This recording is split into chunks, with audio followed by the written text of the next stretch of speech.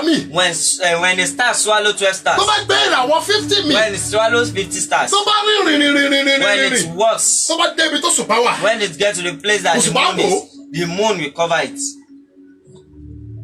Ó jura wọn lọ. It's more than each other. It's greater.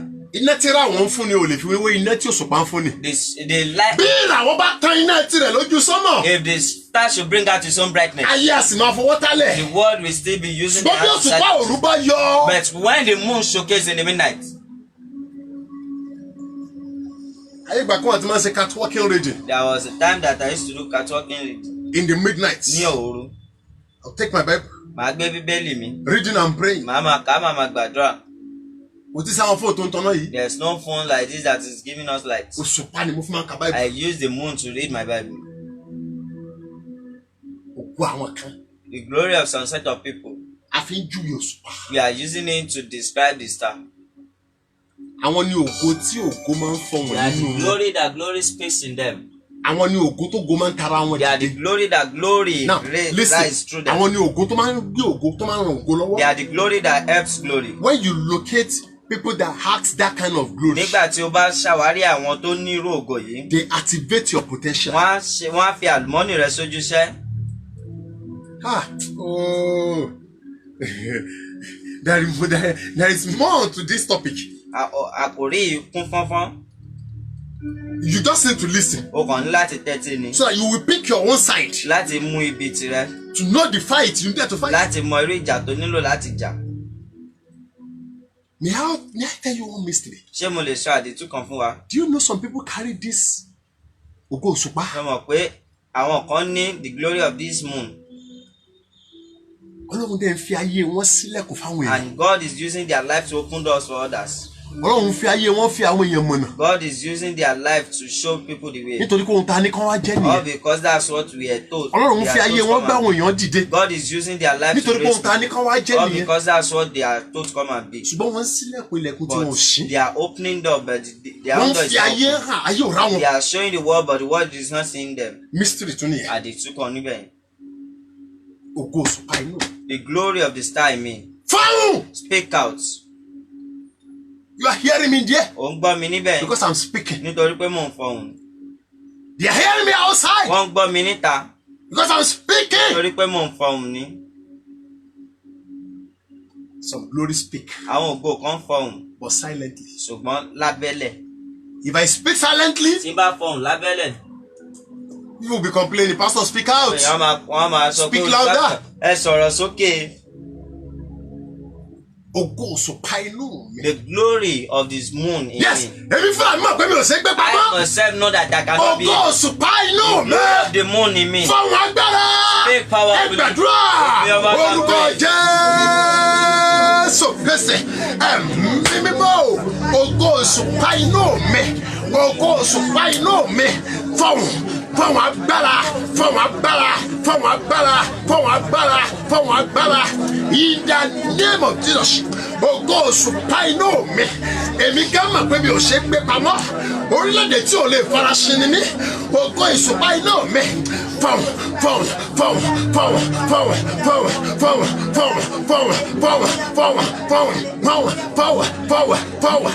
In the name of Jesus. In Jesus' mighty name we pray. Amen. Before we go, Yá tó lọ, let me just give you a little illustration jẹ́ kí n ṣe àkàwé kékeré fún wa. so that by the time we meet again, Nítorí pé nígbà tá a bá máa pàdé, we'll go to the main place we a are ó going. lọ síbi tá à ń lọ gangan. Alágbára inú mi, The mighty one in me, bí ògo rẹ wà. put on your glory. Gbogbo ara mi ń bá mi sọ̀rọ̀. All my body system is talking to me. Ẹ̀mí inú mi ń My communicate spirit pẹ̀lú is mi. communicating with me. Gbogbo ọwọ́kọ́wọ́ tó ti kan ògo yín. Every evil hand that has touched your glory, Iná Ọlọ́run mú ọ kúrò fire of lẹ́yìn. God take them away. Hey! Ayé a máa kún ògo lóhun. The word Ayé you a máa pa enable ògo. the glory to Ayé a máa sleep. tẹrí ògo bá. They will kill Ayé a máa glory, fògo they sẹ́yìn. subdue glory, they retrograde Ayé a máa glory, sọ̀gó di kọ̀ǹdẹ̀. and they counterfeit glories. Wọ́n ní kí lorúkọ ọmọ? So what's the name of your child? Wọ́n ní kábòdù. They call him Ichabod. Kò sógo mọ́. There's no more glory. No, tell me what you know about Ichabod. ẹ sọ ohun tí ẹ mọ̀ fún mi nípa Íkábọ́dù. Tell me the story you hear about Ichabod. ẹ sọ ìtàn tẹ́ gbọ́ fún mi nípa Íkábọ́dù. Àbí? Lẹ́yìn tí gbogbo àwọn ọmọ Élì ti kú. After the death of the sons of Eli, Tí Élì fúnra ẹ̀ kú. that Eli himself is dead. Ògo ẹyọ kan tó kún ìdílé ẹ̀ tó yẹ kó fọhùn náà pa yẹn. The remaining glory that is supposed to speak in that family is what they have killed. Àṣẹ ìdílé Élì ló wáyé kọ́ pa lẹ́nu mọ́. Were they supposed to silence the family of Eli? Samuel wá fi ọlá hàn. Samuel is now showing the Ọmọ glory. tá a bí sínú ọlá gangan. The child that will give birth to in honor himself. Wọ́n ní kò sógun mọ́ làwọn We fẹ́ are máa told pè. that they want to be calling him no more glory. Àtòkè ọ̀hún rìn wá. The person, a stranger, Ló wá fi ògo Élì is hàn. now showing for the glory of Eli. Ọfà. Arrow. Ẹ pariwo! Shout. Ọfà tí ahọ́n ta mọ́ ògo mi. The arrow that the tongue has shot against Mo my pa á ní àṣẹ I ni. decree. Jáde! Wow. Ẹ pariwo àdúrà. Open your mouth and pray. Orúkọ Jésù Kristi. Ẹ̀mí mímọ́. Ọfà tí ahọ́n ta mọ́ ògo mi. Ọfà tí ahọ́n ta mọ́ ògo mi. Mo pa á ní àṣẹ. Jáde ọfà jáde ọfà jáde ọfà jáde ọfà jáde ọfà jáde ọfà jáde ọfà jáde ọfà jáde ọfà jáde ọfà jáde ọfà jáde ọfà jáde ọfà jáde ọfà jáde ọfà jáde ọfà jáde ọfà jáde bínà jáde bínà jáde bínà ọfà jáde ọfà jáde ọfà jáde ọfà jáde bínà dànù. In the name of Jesus. In Jesus' mighty name we pray. Amen. Offer. Arrow. Don't worry, we'll meet again. À ń bọ̀. Now, Inama. Ẹni inú. Inama. Ẹni inú. No matter how mighty you are, you cannot mightier than your Inama. Kò sí bó ṣe lè lágbára tó, o ò lè lágbára ju ẹni inú rẹ lọ. You cannot sharper than him. O ò lè jáfáfá jù lọ. You cannot be intelligent than him. O ò lè gbọ́n jù lọ. Every manifestation Gbogbo ìfarahàn in outward of the body ní ìta ara started from innerward. ó bẹ̀rẹ̀ láti inú ara èèyàn. And that is why this journey is a journey of power. Ìdí nìyí tí ìrìn àjò yìí fi jẹ́ ìrìn àjò agbára. A serious fight. Ìjà tó ní agbára. Self-deliverance. Ìtúsílẹ̀ ti ara ẹni. What is the inner man? Kí ni ẹni inú? Or who is the inner Tàbí man? ta ni ẹni inú? Your inner man Ẹni inú rẹ, is real you. òun ni ojúlówó rẹ.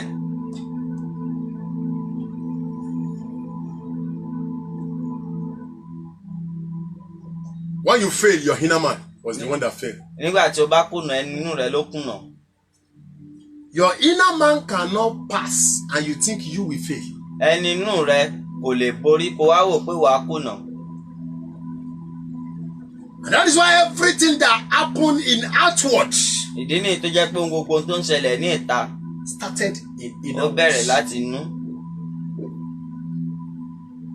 Romans 8 Ìwé Róòmù orí kẹjọ verse 26. ẹsẹ̀ kẹrìndínlọ́gbọ̀n. Because I may not touch those passages again. Nítorí pé mo lè má fọwọ́ kan àwọn ẹsẹ̀ ọ̀rọ̀ That's why I'm Ọlọ́run trying to read those Ìdí passages. nìyí tí mo ṣe ń gbìyànjú àti kà wọ́n. Yes. Likewise, Bákan náà, the Spirit also helped our infirmities. ẹ̀mí ní ran àìlera wa For we lọ́wọ́. know not Nítorí pé a ò mọ what we should pray ohun for tí a bá gbàdúrà as we ought. bí ó ti yẹ. But Ṣùgbọ́n the Spirit itself ẹ̀mí tí kára rẹ̀ maketh intercession ó ń fi for us ìrora with groaning ó ń fi ìrora tí a ò lè which fẹ́nu sọ cannot be bẹ̀bẹ̀ uttered. fún wa. That is your man. Ẹni rẹ nìyẹn. You sleep, you sleep. Tó bá sùn oṣù. You died, you Tó died. bá kú o kú. He's silent, you Tó bá silent. dákẹ́ o He dákẹ́. functions, you function. Ó ń ṣiṣẹ́. Your inner man Ẹni inú rẹ, is real. òun ni ojúlówó rẹ.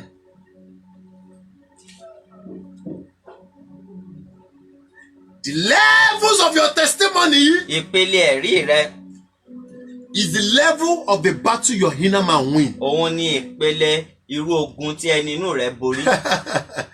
You cannot accept failure without your inner O man. ò lè gba ìkùnà láìsí ẹni inú rẹ. You can't eat in the dream without your inner man. O ò lè jẹ lójú àlá láìsí ẹni inú rẹ.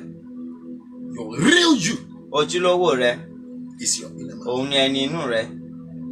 Secondly, Ìkejì, the inner man ẹni inú, is outcome of what is happening around you. òun ni àbájáde ohun tó ń ṣẹlẹ̀ ní àyíká rẹ. What is happening right now? Ohun tó ń ṣẹlẹ̀ lọ́wọ́ yìí, Happening to me now. tó ń ṣẹlẹ̀ sí mi, Is the outcome àbájáde ni. of position of my inner man. Ìpele ẹni inú mi. Third, Kẹta, the inner man ẹni inú, is your action. òun ni ìṣe rẹ. As a man thinketh, Bí ènìyàn ṣe ń rò ní ọkàn rẹ̀, so he is. bẹ́ẹ̀ ni ó ṣe rí. You cannot act O ò lè ṣiṣẹ́ without thinking. láì rò. Your inner man Ẹni inú rẹ, is what makes you who you are. òun ló jẹ́ kó jẹ́ ẹni tí o jẹ́. Your inner man Ẹni inú rẹ, is the color of your manifestation. òun ni àwọ̀ ìfarahàn rẹ.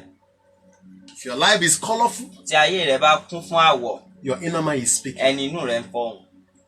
If your life is dull or discolor, Tí ayé rẹ tí ò bá tàn tàbí tí kò mú àwọ̀ tó dáa jáde, then the inner man has been attacked. a ti kọjú ìjà sí ẹni inú yìí.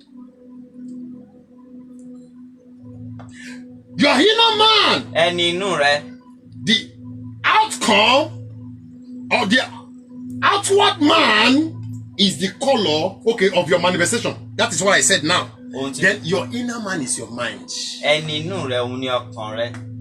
your soul, Ọkàn rẹ, your spirit. ẹ̀mí rẹ. Three things that works together Ohun mẹ́ta tí wọ́n ń ṣọwọ́ papọ̀, wọ́n ń ṣiṣẹ́ papọ̀. that produce action. Eléyìí tó ń bí ìṣe, Spirit, ẹ̀mí, soul, ọkàn and body. àti ara. Three of them can be attacked. Àwọn mẹ́tẹ̀ẹ̀ta ni a lè kọjú ìjà sí. If your spirit is active Tí ẹ̀mí rẹ bá wà lójú iṣẹ́, and your mind has been attacked, tí a sì ti kọjú ìjà sí ọkàn rẹ, everything spirit supply, ohun gbogbo tí ẹ̀mí bá ń fún ni, mind will corrupt it. ọkàn á máa bàjẹ́. I don't know, this topic is wide, Àkòrí yìí kàn ń fẹ̀ sí i. but I will touch the necessary aspects Ṣùgbọ́n màá fọwọ́ kan àwọn ibi tó yẹ, where we needed to fight. ibi tá a nílò láti jà. Bọ́ọ̀lù dé ibì kan, ó ní mo lè fàyè gba ohun gbogbo. Paul said when Paul got to him say, Ṣùgbọ́n ohun kan tí mi ò ní gbà ní kí wọ́n bà ògo mi I jẹ́. can allow all things, but the only thing I will never allow is for my glory to be spoiled. Ìjà ẹ̀jẹ̀ níjà ògo. The battle of glory is the battle Tó o of bá blood. já ìjà ògo tó o bá ti jáde inú ẹ̀jẹ̀. If you fight the battle of glory and you are yet to fight it to blood, It's a do or die affairs. jẹ́ ọ̀rọ̀ ikú àti ìyè. Tó o bá ti jáde inú You ẹ̀jẹ̀. are yet to fight it to the blood. Ògo ẹ̀ ò tógo. Your glory is Ògo tó bá not enough. tógo máa ń béèrè fún ohun tó bá gbà fún. An effective glory we ask for whatsoever it will cost Láti já àjàngbára. in order to fight. Ògo tó bá jẹ́ ògo èrè ìdí. Glory that is a purposeful glory. Bọ́ ọ bá dákẹ́ yóò máa sọ fún ẹ pé You má are quiet dákẹ́. to be telling you that you should Àwọn be quiet. Yorùbá ní bí a bá dákẹ́ tara ẹni á bá ní The Yoruba dákẹ́. says that when you are quiet, that which is in you also will be quiet. This is glory. And the man we're talking about, Arákùnrin tí a ń sọ̀rọ̀ yìí, this is the glory ògo ni and the man. àti ẹni yìí. So glory is a living being, Ògo jẹ́ nǹkan ààyè, but they can stop him. ṣùgbọ́n wọ́n lè dá dúró, They can silence him. wọ́n lè pa lẹ́nu mọ́, They can kill him. wọ́n lè pa, They can make him sleep. wọ́n lè jẹ́ kó sùn. They can abort him. Wọ́n lè ṣẹ́. And they can turn it to fake. Wọ́n sì lè sọ di ayédèrú. My people, Ẹ̀yin èèyàn mi, right now, lọ́wọ́ báyìí, what is happening in your life? kí ló ń ṣẹlẹ̀ nínú ayé rẹ? Where are you in this Níbo ni topic? o wà nínú àkòrí yìí? Who are you to your glory? Ta ló jẹ́ sí ògo And rẹ? who are you to God? Ta ni jẹ́ sí Ọlọ́run? Who are you to your glory? Ta ni ọ́ sí ògo rẹ? And who are you to your destiny? Ta ni ọ́ sí àyànmọ́ rẹ? Your glory determine your destiny. Ògo rẹ ni ó pinnu àyànmọ́ Can rẹ. destiny speak without glory? Ṣé àyànmọ́ lè fọhùn láìsí ògo? Oh, okay. Your destiny Àyànmọ́ is the reason for your existence. òun ni èrèdí tí o fi wà láàyè. What you come to this world to Ohun do. tó wà ní ayé láti ṣe. Destiny speak because glory is active. Àyànmọ́ ń fọhùn nítorí pé ògo wà lójú iṣẹ́ ni. But destiny fail when glory is cut off. Àyànmọ́ á kùnà nígbà tá a bá ti mú ògo kúrò. Now, listen to facts. Báyìí ẹ gbọ́ àwọn pàtó yìí ohun. Glory can be at work. Ògo lè wà lójú iṣẹ́. No, destiny can be at work Àyànmọ́ lè wà lójú iṣẹ́ when glory is silent. nígbà tí ògo bá dákẹ́.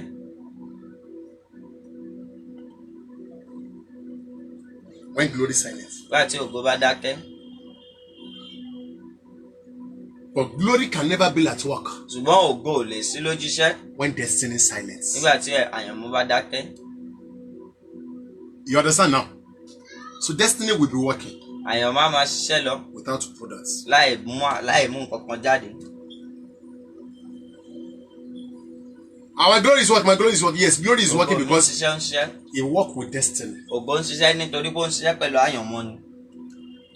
From today, Láti òní lọ, the current between your glory and your destiny, ìjà tó wà láàrin ògo rẹ àti àyànmọ́ Heavenly rẹ, Father settle bàbá ṣe ń it. bẹ ní ọ̀run parí rẹ̀. Whatever that is causing separation Ohunkóhun tó ń fa ìpínyà between your destiny and glory, láàrin àyànmọ́ àti ògo rẹ, Heavenly Father correct it bàbá ṣe ń bẹ ní now. ọ̀run ṣe àtúnṣe. Anyone and the power Ẹnikẹ́ni agbára that kágbára said your destiny and your glory tó sọ pé àyànmọ́ àti ògo will rẹ not work together, kò ní ṣiṣẹ́ papọ̀. I destroy their aim in the Mo name bá of àwọn Jesus. jẹ́ lórúkọ Now I Jésù. speak to your destiny. Báyìí mo fọhùn sínú àyànmọ́ rẹ. Destiny hear the word of Àyànmọ́ God. rẹ gbọ́ ọ̀rọ̀ Olúwa. Cooperate with the glory. Wọ́n sọ pọ̀ pẹ̀lú ògo Glory rẹ. hear the word of Ògo gbọ́ ọ̀rọ̀ Olúwa. God. Cooperate with the destiny. Wọ́n sọ pọ̀ pẹ̀lú àyànmọ́. From today, Láti òní lọ, everyone that is seeing you as a failure gbogbo ẹni tó ń rí ọ gẹ́gẹ́ bí ìjákulẹ̀. will begin to see you as a successful Wọ́n á person. bẹ̀rẹ̀ sí ní rí ọ gẹ́gẹ́ bí In the aláṣeyọrí. name of Jesus, Ní orúkọ Jésù. glory will not fail you Ògo ò ní again. já ọkulẹ̀ mọ́. Destiny will not fail you Àyànmọ́ ò ní again. já ọkulẹ̀ mọ́. Glory will not fail you Ògo ò ní já again. ọkulẹ̀ mọ́. Destiny will not fail you again. Àyànmọ́ ò ní já I ọkulẹ̀ mọ́. speak to your inner Mo fọhùn man. sínú ẹni inú rẹ. You mighty man, Ìwọ ẹni inú created eléyìí tí a to dá proclaim these people. láti polongo àwọn You èèyàn yìí. inner Ìwọ man, ẹni inú created eléyìí tí a dá to help these people. láti ran àwọn èèyàn yìí You lọ́wọ́. inner man, Ìwọ ẹni inú hear the word of gbọ́ God. ọ̀rọ̀ Olúwa. Receive power. Lágbára. Wear your glory. Gbọ́ ògo rẹ wọ̀. Receive glory. Gbọ́ ògo rẹ. Wear your glory. Gbé ògo rẹ wọ̀. Receive power. Lágbára. Wear your glory. Gbé ògo rẹ wọ̀. Receive glory. Lágbára. Put on your glory. Gbé ògo rẹ wọ̀. Put on your glory. Gbé ògo rẹ wọ̀.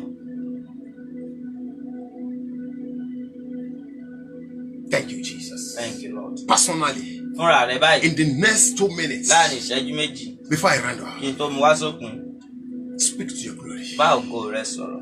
My glory Ògo mi and my destiny. àti àyànmọ́ mi. Èyí tá a fi ẹ́ suffer tó gẹ́. Enough of you suffering. Èyí tá a fi ọ́ jìyà tó gẹ́. Enough of you suffering. Èyí tá a dá mi dúró tó gẹ́. Enough of my delay. Ọ̀pọ̀lọpọ̀ ọgbà ní nǹkan kan sọ fún mi pé bí tí mo wà pẹ́lẹ́ kí n wà. Many a times something be telling me I'm not Ṣùgbọ́n mi in ò the right mọ̀nà place. àti débi tí mo But I lọ. don't know my way to where I'm going. Ògo wọn láfi ni mọ̀nà ní My ọ́. glory, we are told that you are the one Dìde, that shows way. dìde. Arise Fi ayé mi mọ̀. and show me the way. Ògo My glory. wọn ni atọ́nisọ́nà ní We ọ́. are told that you are the Má jẹ́ jìyà director. mọ́. Please do not let me Ògo mi máa suffer bọ̀. again. My glory, Wá come ṣiṣẹ́ now. pẹ̀lú mi. Come and walk with me. Àwọn wo la dẹ́lẹ̀ ògo mi? What is the hand that was laid mo on fi my ń glory jìyà? that enable me to Ohun wo suffer? la fọ̀ sí What ògo is mi? the voice spoken against Tí my mo fi ń glory jìyà? that enable me to Ta lògo mi suffer? dàpọ̀ mọ́? Where is it that my glory may go Tó fi ń with? rákò? That my glory Ta started lògo mi crawling? bá gbé? Where is it that my glory live Tó fi ń with? jìyà? That my glory Ta ni mo ti suffer? bá gbé rí? Who is it that I have Tó lived gba with? ọlá àti ọlà lára That mi? has taken away my Elédùn ọmọ honor and rẹ̀. prayer. Wá wọn kàn. Father, Wá wọn locate kàn. them.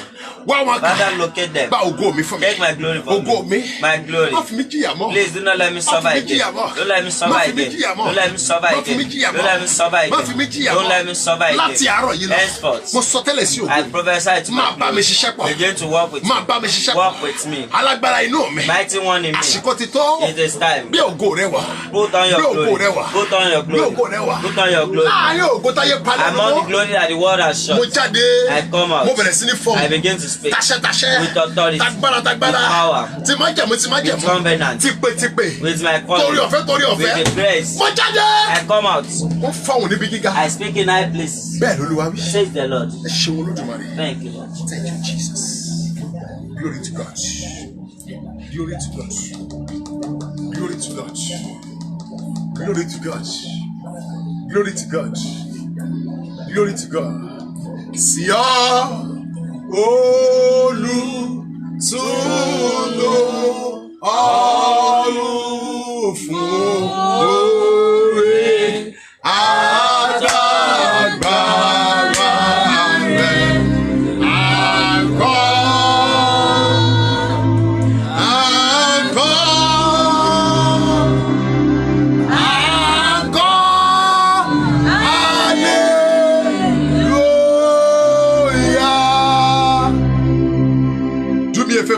Ṣọ́rẹ́ kan fún mi. Since you have been doing this program, Láti wà tá a ti ń ṣe ìpàdé yìí. you have not for once asked for offering A ò béèrè fún ọrẹ or tithe from any one of you. tàbí ìdámẹ́wàá lọ́wọ́ ẹnikẹ́ni. But this morning, Ṣùgbọ́n lówùúrọ̀ yìí, bring out an offering mú ọrẹ kan jáde of thanksgiving. fún ìdúpẹ́. This offering, Ọrẹ yìí, you go and sow it as a seed wàá lọ fi fún irúgbìn to the life of anyone sínú ayé ẹnikẹ́ni your spirit leads tí you. ẹ̀mí rẹ̀ bá darí rẹ̀. If it is a beggar, Tó bá jẹ́ alágbe ni, go and sow it to them. lọ fún wọn.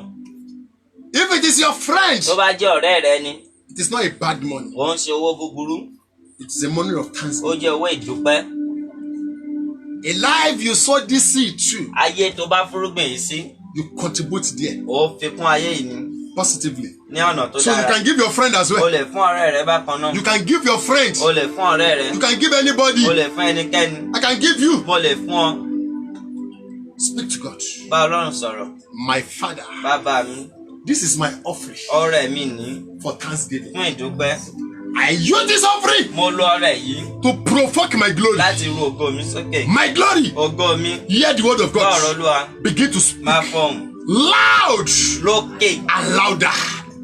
Loud lókè and àti louder. lókè sí Loud lókè and louder. àti lókè sí. I use this offering Mo lo ọrẹ yìí as a thanksgiving sacrifice. gẹ́gẹ́ bí ìrúbọ ìdúpẹ́. My glory. Ògo mi Begin to speak in higher sí places. gíga. Talk to God Bá now. Ọlọ́run sọ̀rọ̀ báyìí. In the name of Lórúkọ Jesus. Jésù. My Father, my Bàbá God. mi àtọlọ́run mi. This is my offering. Ọrẹ mi ni ó. This is my sacrifice Ìrúbọ mi ni ó. of Fún thanksgiving ìdúpẹ́ for today. fún òní. I raise it Mo nà án as sókè a sacrifice gẹ́gẹ́ bí ìrúbọ to put my glory láti fi ògo mi into sí ojú assignments. iṣẹ́. My glory. Ògo mi Hear the word of gbọ́ God. ọ̀rọ̀ Olúwa Begin to speak bẹ̀rẹ̀ sí ní fọhùn in the higher ní places. ibi òní lọ. My glory. Ògo mi Hear the word of gbọ́ ọ̀rọ̀ God. Olúwa Begin to máa manifest. fọhùn. No more sorrow. Begin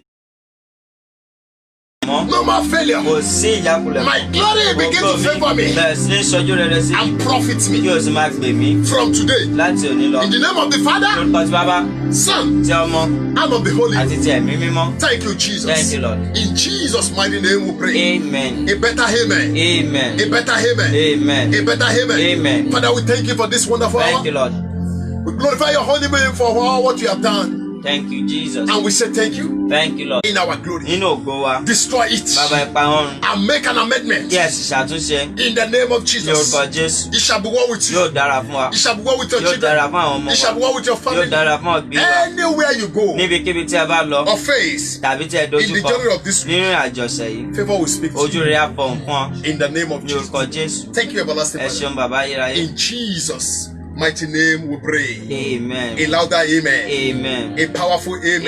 Amen. Can we share grace and fellowship? 1, 2, 3, go. May the grace of our Lord Jesus Christ, love of God, and sweet fellowship of Holy Spirit be with us now and forevermore. Amen. Surely, goodness and mercy shall follow us all the days of our life, and we shall dwell in the house of the Lord forever and ever. Amen. Now, listen. Báyìí ẹ gbọ́ mi, Wednesday, ní ọjọ́rú, we'll meet again. a ó pàdé War to war.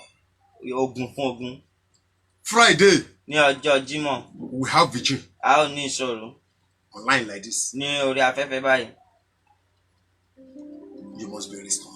A gbọ́dọ̀ dá padà fún wọn.